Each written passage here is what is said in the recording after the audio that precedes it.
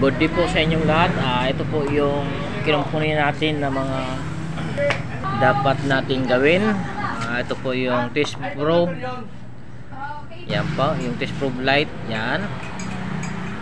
Yan po naman yung rectifier. Ngayon, ilagay muna natin yung ground doon sa may negative ng battery. Ayan, para makita natin yan. Tapos, itong positive yan po yung output ng rectifier. Yan, palabas po yung kurente dyan. Kaya ilagay natin yung ating test light. Yan, bukan natin. Ayan, lumalabas. Doon naman sa pink, kanina yellow, ito naman pink. Yan, lumalabas. Isabay natin yung dalawa. Ayan, lumalabas pa rin.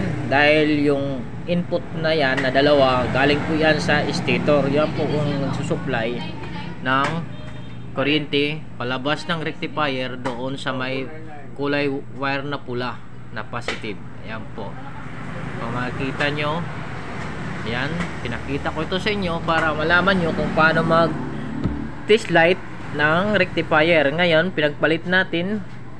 Ayan, pinagpalit natin doon sa may positive naman, positive sa positive, walang lalabas po dahil yung positive na yun po yung output ng rectifier. Kahit i-diin mo pa yan, walang lalabas. Kung may lalabas man, yun po ay sira na dahil pabalik na po yung kanyang current na lumalabas.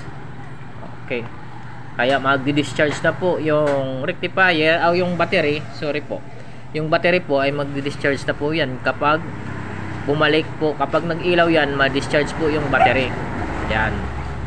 Ayan, kinonect natin yung dalawa, sinabay yan.